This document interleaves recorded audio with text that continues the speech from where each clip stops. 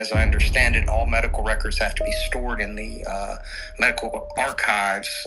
And I forget which city that's in, but Alabama's not very far from me. So I'll take a trip down there and see if I can retrieve those, because that, in my mind, is the best connection that I have, because I mentioned him by name.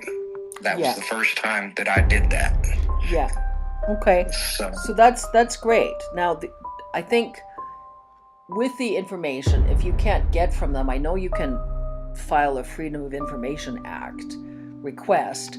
My only concern was that we really look at, if you suddenly start filing all these requests on police reports and CPS reports, would that flag anything? And I don't want to talk to any journalists to get them to flag. I was hoping police requests, and I'm even looking carefully at, how could I look at requesting, or can I do so somehow anonymously? So that's what I'm trying to sort of sort a bit there.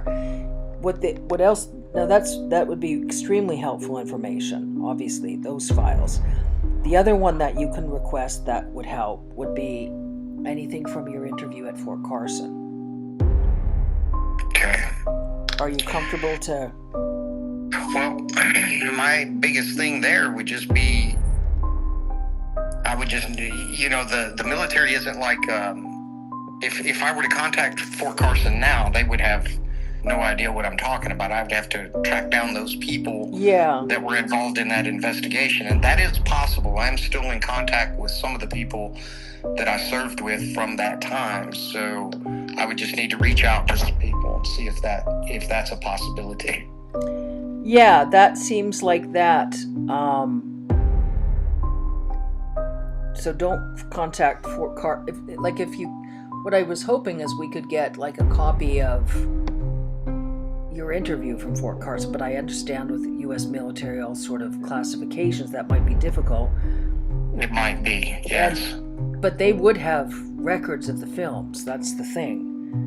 They would, They would have, I would think. They'd have copies somewhere.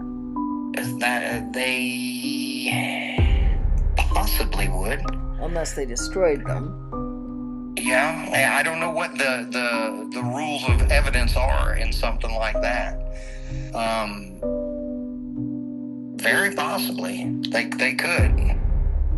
I mean, it seems like what we could start with is with, was it Bayless and the other fellow, that right. If you could try to contact them and ask them, if they would be willing to talk about it. Yeah.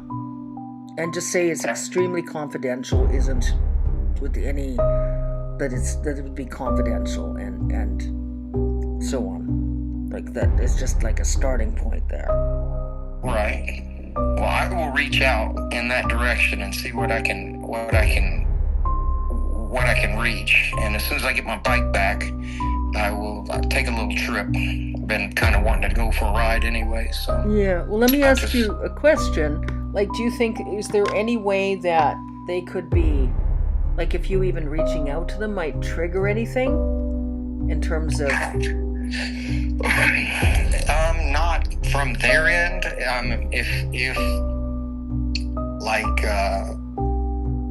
If I'm being monitored, if I'm being passively,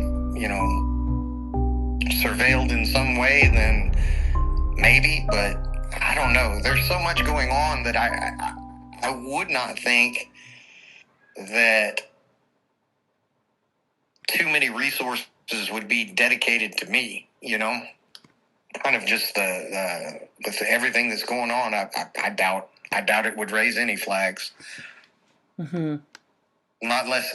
I could see potentially if I started going and trying to get my CPS reports and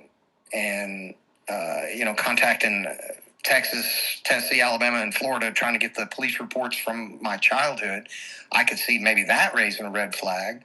Yeah. But as far as just me reaching out to my old Army buddies, I don't think so. I think I could probably communicate with them, see what they remember.